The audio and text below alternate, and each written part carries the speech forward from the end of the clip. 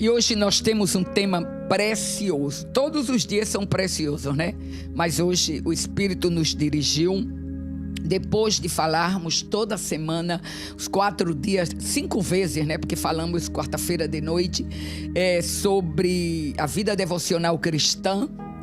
Então hoje nós vamos falar do resultado dessa vida devocional cristã dentro da nossa comunidade chamada igreja. Não é assim? Então hoje o nosso tema é a igreja genuína. E o nosso texto bíblico está em Atos dos Apóstolos, capítulo 2, e o versículo 42. Apenas o versículo 42. E perseveravam na doutrina dos apóstolos, e na comunhão, e no partir do pão, e nas orações. Minha oração a Deus essa manhã é que o Espírito Santo conduza a palavra de acordo à necessidade dos nossos corações, de acordo ao que você e eu estamos precisando ouvir, e eu pela segunda vez, ouvir da parte do Espírito Santo.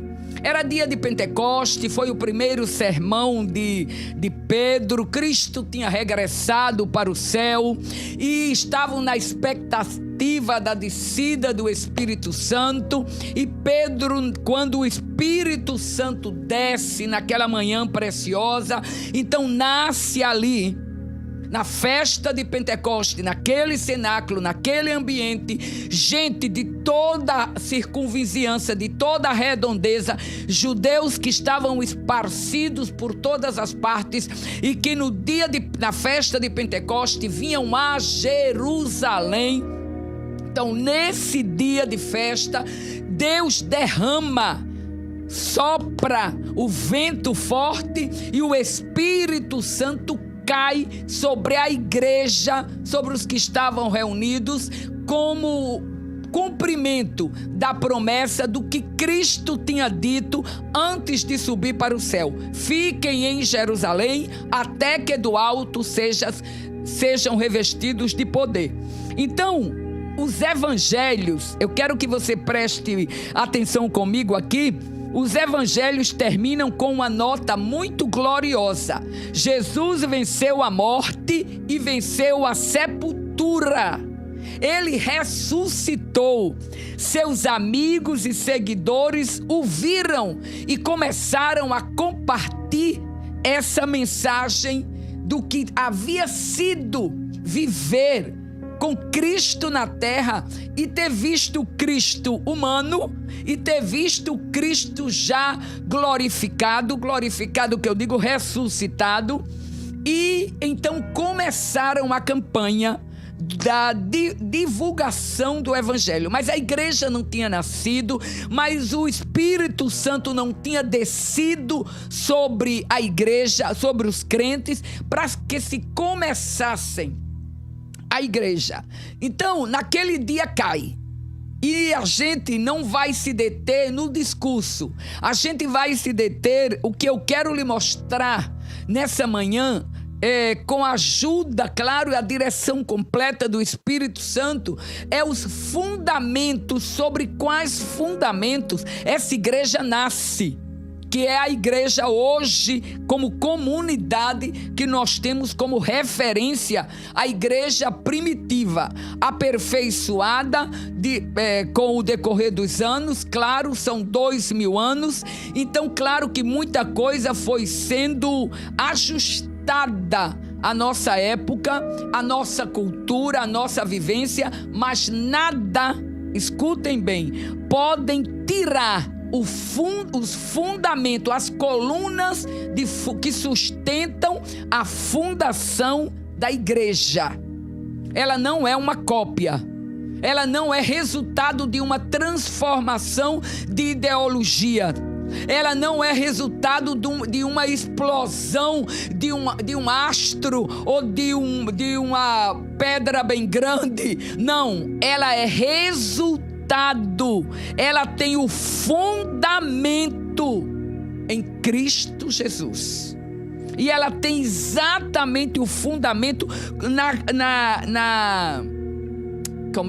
no cumprimento da promessa que Jesus deixou.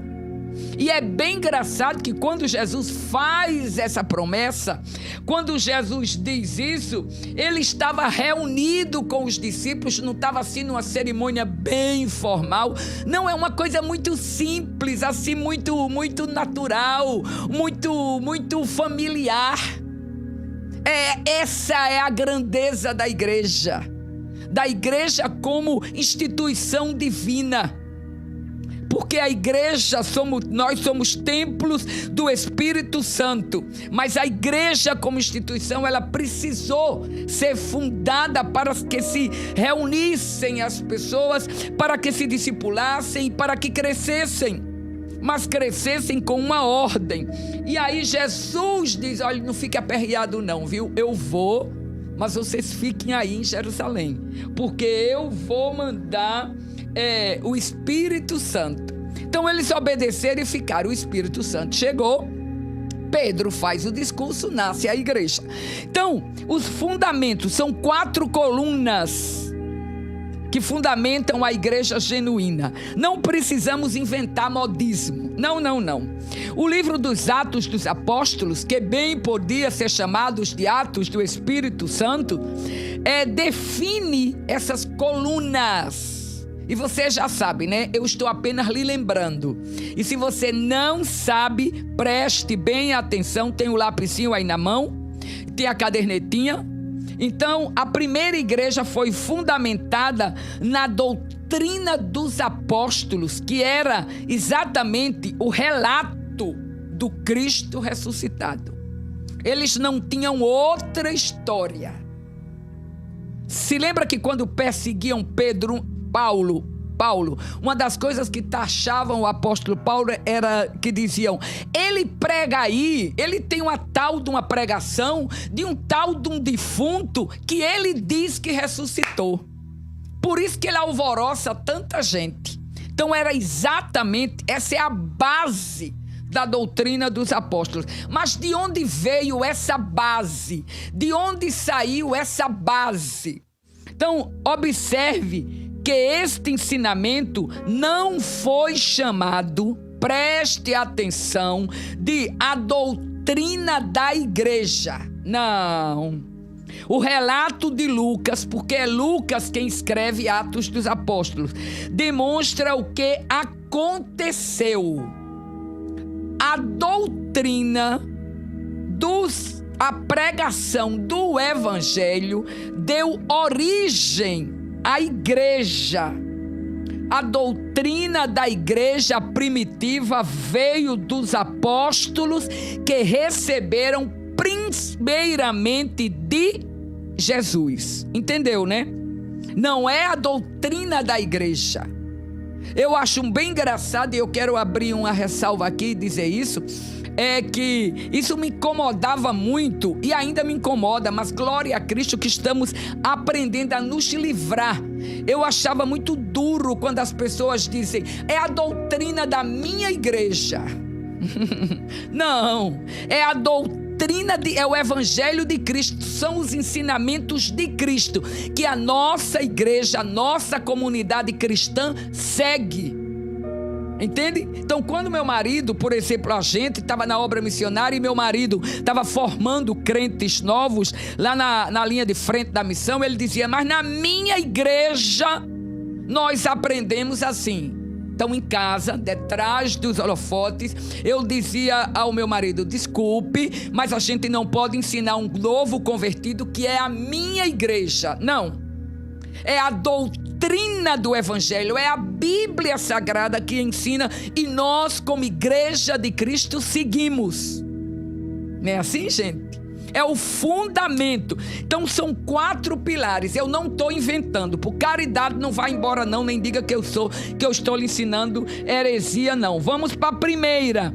Perseveravam na doutrina dos apóstolos. Não é o que a Bíblia diz no versículo 42 que eu li para você?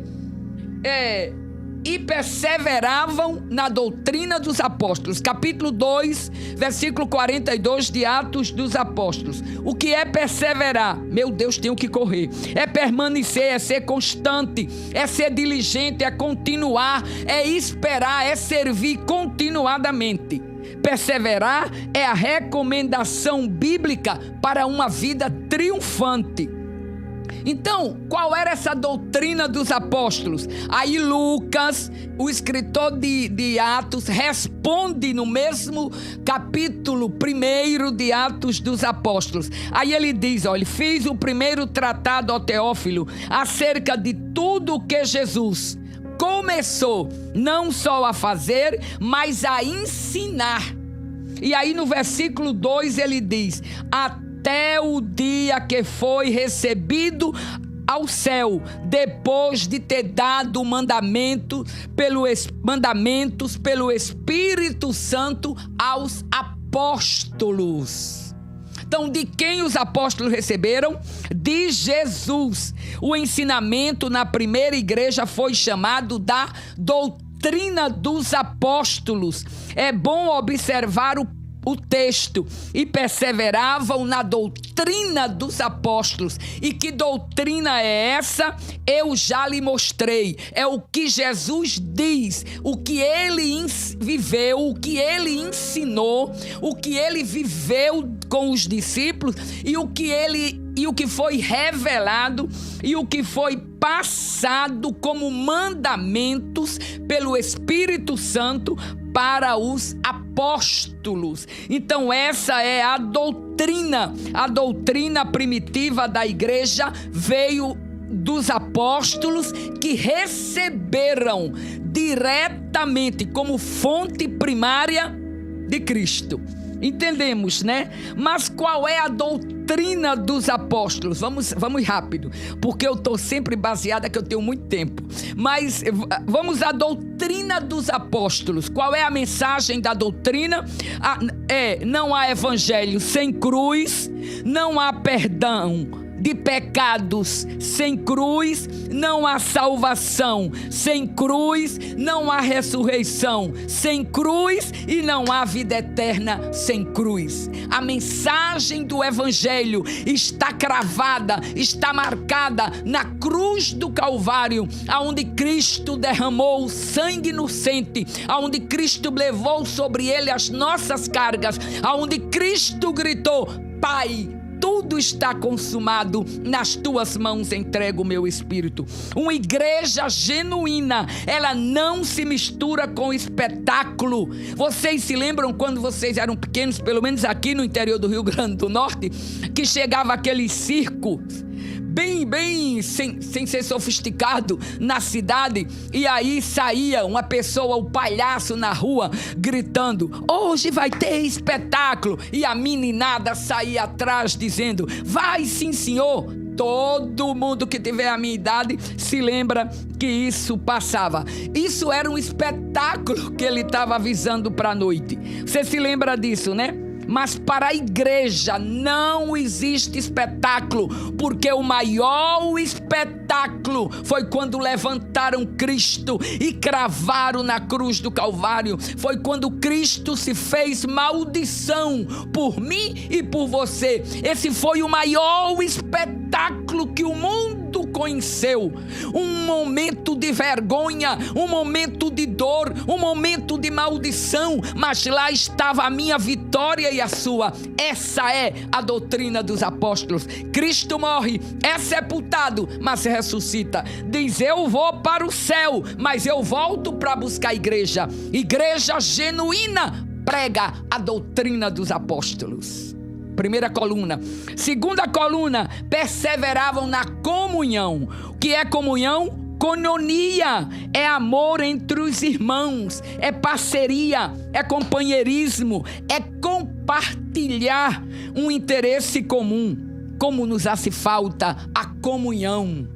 Como agora nós estamos desfrutando dessa comunhão. Como Deus nos está trazendo, Igreja de Cristo, aos pilares, às colunas que sustentam e que foram fundadas sobre quais foram fundadas a igreja de Cristo Jesus.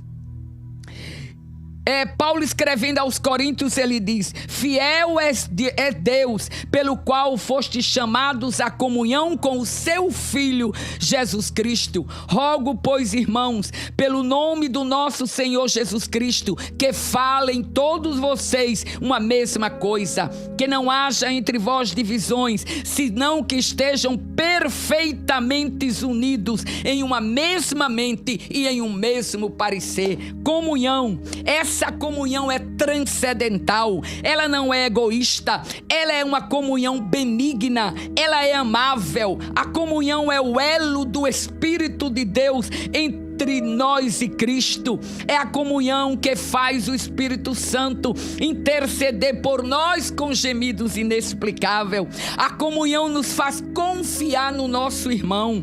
A comunhão dava a cada crente da igreja primitiva a certeza que devia prosseguir, mesmo em meio da aflição, mesmo em meio da perseguição. Mas eles sabiam, como escreve Paulo aos Filipenses: eu devo prosseguir, esquecendo o que atrás fica, prossigo para o alvo, pelo prêmio da soberana vocação de Deus. Filipenses 3:14. A comunhão de Paulo com Cristo e com a igreja e os irmãos era tão preciosa que irradiava de longe e de perto. Quando Paulo cita esse texto, ele está no calabouço lá em Roma, mas aí agora ele está dizendo: eu tenho um alvo. Não é a prisão que me faz estar oprimido aqui dentro. Não, eu tenho comunhão com você, mesmo longe. Hoje eu estou distante de você. Ontem eu saí de casa, fugi depois de 60, quase 90 dias sem ir a um supermercado. E lá encontramos um casal de amigos, crentes da igreja, que éramos acostumados a nos abraçar tanto, e de longe ela prende os braços e diz como é difícil não poder abraçar. Mas podemos olhar nos olhos e saber que a comunhão de Cristo faz parte da nossa vida. Esse foi o segundo pilar da igreja. E é tão lindo, porque eu preciso dizer isso. Eu sei que está tarde, mas eu preciso dizer isso a você. A comunhão faz com que Paulo, lá da prisão em Roma, quando escreve a Filipenses, ele diz: por favor, eu estou preso em Roma, eu estou no calabouço, mas eu quero lhe expressar uma coisa muito linda com respeito a Epafrodito. Ele é meu irmão, ele é meu cooperador, ele é meu companheiro nos combates. Filipenses 2:25. Ele foi enviado pelos filipenses como provedor das minhas necessidades. Comunhão. A comunhão faz eu sentir a sua dor. A comunhão faz a gente se prostrar de madrugada e orar pelos enlutados dessa nação, e orar pelos enlutados das nações da terra. A comunhão faz a gente dar as mãos aos nossos missionários de linha de frente num momento tão difícil. Mas a comunhão faz a gente interceder também pelo preso desesperado, mas que encontrou a Jesus e está pagando pela sua culpa, mas a sua alma tem esperança na comunhão que gera o corpo de Cristo. Que coisa linda! A comunhão nos faz dar os braços aos médicos, aos policiais, a todo esse povo que está na linha de frente. A comunhão faz ele sentir: eu não estou só. A comunhão faz aquele crente que está na UTI entubado, sem nenhuma esperança, mas no momento de lucidez ele diz: tem uma igreja de joelho por mim. Esse era um pilar da igreja primitiva. O terceiro pilar era o partir do pão. Louvado seja Deus. Servir com alegria. O partir do pão era exatamente o atender aos irmãos que estavam necessitados. Para servir, tem que ser cheio do Espírito Santo de Deus. Porque só adianta servir com alegria. Só adianta entregar a cesta de amor. Só adianta e levar o remédio do irmão.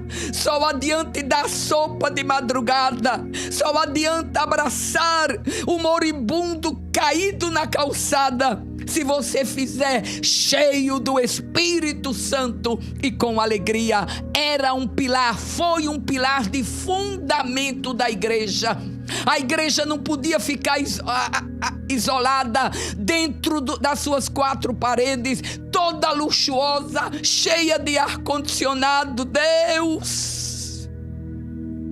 Quando tinha um irmão passando fome, e aí Pedro diz, os presbíteros se reúnem, os apóstolos, e diz: precisamos eleger homens cheios do Espírito Santo para que sirvam as mesas, para que cuidem das viúvas, para que cuidem dos órfãos, e se fosse hoje, para que cuide do moribundo, para que cuide do menino de rua, para que cuide do desprezado, para que cuide do drogado, para que cuide da prostituta. Deus! Um dos pilares da igreja era o partir do pão. Somente o crente que tem a vida de Cristo gerada nele sabe o valor de servir e o faz com gratidão. O lavar dos pés aos discípulos, Jesus era o maior, Jesus era Senhor, Jesus era o mestre. E Jesus chegou, tirou a capa, pegou a toalha, pegou a bacia, se baixou e lavou os pés dos discípulos. E quando terminou de lavar, no capítulo 13 de João, versículo 14 e 15, ele diz: ora, se eu, sendo o Senhor e o Mestre, vos lavei os pés, também vós deveis lavar os pés uns dos outros. Servi, porque exemplo eu tenho dado, como eu fiz, faça você também. Primeiro, a doutrina dos apóstolos. Segundo, a comunhão. Terceiro, o partir do pão. E o quarto, perseveravam na oração. Essa semana nós estudamos a vida devocional, o valor da oração, o valor do quarto secreto, o poder que a oração tem.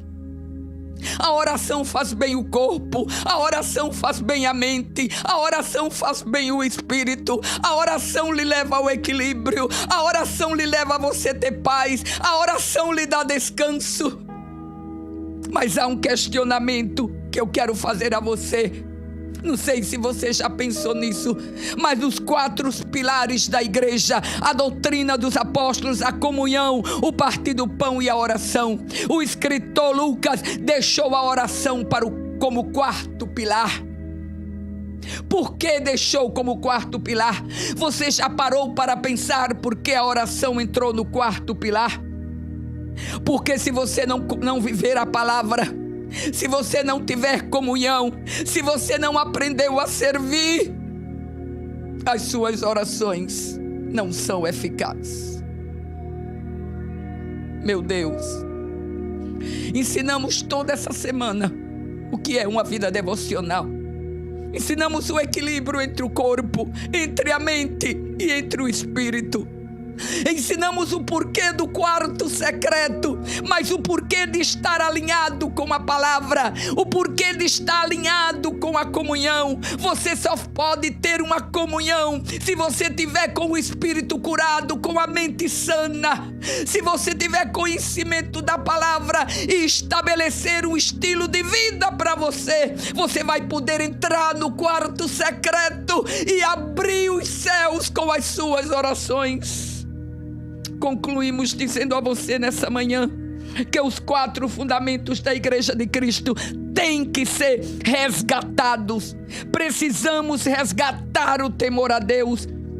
O capítulo termina dando um resultado da igreja que acabava de ser fundada, tendo esses 4 pilares como fundamentos. A doutrina dos apóstolos, nunca mais você vai esquecer. A doutrina dos apóstolos, a comunhão, o partir do pão e as orações. E o resultado, bendito é o nome de Jesus, em cada um havia temor.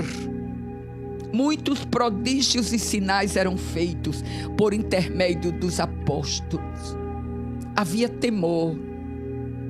Meu Deus, quantos ensinam o que não vivem?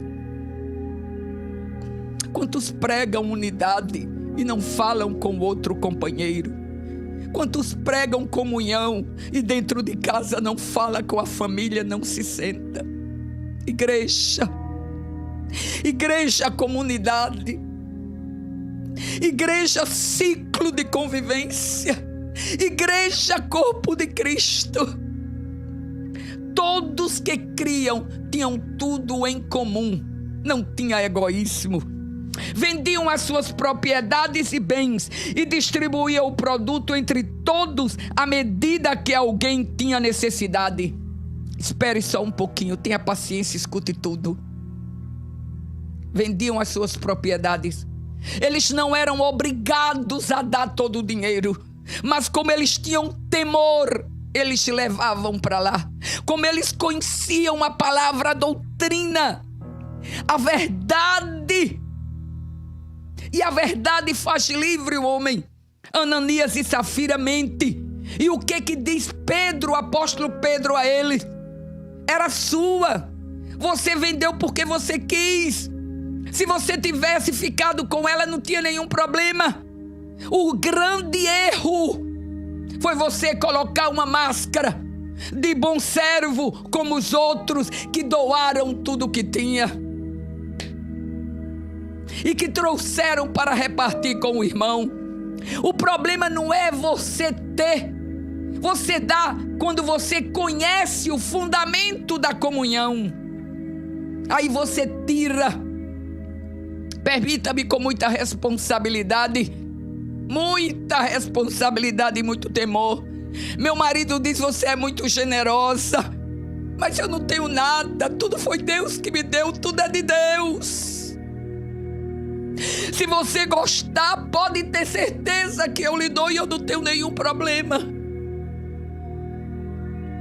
Na Venezuela tinha um caso muito lindo, eu preciso desses minutos para orar junto com você. E eu estranhava tanto quando chegava do Brasil de férias, porque nós tínhamos dificuldade nos bons tempos da Venezuela, né? Gente que vai voltar, viu? Esse bom tempo. Nós tínhamos dificuldades com os ônibus de noite. Não tinha tanto serviço de ônibus como a gente tinha aqui no Rio Grande do Norte, aqui em Natal. Então, nós tínhamos carro. E quando terminava o culto, nossos filhos iam repartir, levar para casa. Começou por mim, depois os meninos aprenderam a dirigir e iam levar os irmãos que moravam mais longe. Muito bem, Vandira, nada demais. Mas aconteceu uma coisa tão linda, que à medida que Deus foi abençoando e eles compravam os carros, eles traziam as chaves para a igreja e apresentavam a chave à igreja e diziam: esse carro é para servir. E o carro não tinha só o adesivo a serviço do rei, não, nem tinha, mas estava a serviço do reino. Então Deus foi dando, claro que Deus ia dar a comunhão, o servir como fundamento da igreja de Cristo. E deixa eu lhe dizer uma coisa hoje: o pastor que pastoreia a Filadélfia, o pastor Rafael Martins e a esposa, ele tinha um carro chamado Bronco. O missionário Eliezer sabe. E essa Bronco era nova no começo. E essa Bronco no começo, no auge que a igreja começou a crescer, e essa Bronco se tornou quase um carro oficial da igreja, a tal ponto e que muita gente acreditava que o carro era da igreja. Rafael nunca imaginou que ele seria o pastor desse rebanho hoje. Sirva com alegria, doe, reparta com seu irmão. Hoje ele está pastoreando essa igreja com o cuidado sobrenatural de Deus com a sua família. Então aprenda a ter comunhão, a ter tudo em comum. Estavam unânimes diariamente no partir do pão, de casa em casa, comiam as suas refeições com alegria e singeleza de coração. Meu Deus, que coisa linda! Eu tenho muitas histórias. Eu fui a um jantar na casa de uma amiga aqui em Natal. Eu não sei se você está me escutando, eu não quero dizer o nome, mas você sabe, eu já vou terminar, mas você precisa saber disso. E ela mora em Capim Macio, e uma casa muito linda, e uma mesa bem posta, bem bonita, com tudo que você imaginar. A atendente, a secretária que ajudava ela servindo a janta, tudo nos conformes. E quando nós nos sentamos na mesa, tinha um outro casal amigo com a gente também. E quando sentamos na mesa, linda, tu sabes que eu te amo, ela olhou pra gente e disse: gente, essa é a sua casa. Pode comer como se você estivesse na sua casa. Pode, se você não sabe usar o garfo, não use. Se você quer uma colher, busque. Como você quiser. Isso é comunhão. Então tenha, desfrute do que Deus lhe deu, mas não ponha o coração, porque você está perdendo o elo de fundação da igreja. E termina dizendo: louvando a Deus e contando com a simpatia de todo o povo. E a cada dia Deus ia acrescentando à nova igreja os que iam sendo salvos. Voltemos à Bíblia, voltemos às nossas origens. Elas são santas e elas estão fundamentadas em Cristo Jesus, autor e consumador da nossa fé. Pai, no nome de Jesus, é a tua palavra. Pai, é a tua palavra para esse final de semana, que voltemos às nossas origens. Jesus, que a doutrina dos apóstolos, que a Bíblia, o ensinamento, a palavra, que a comunhão, que o partir do pão e que as orações volte.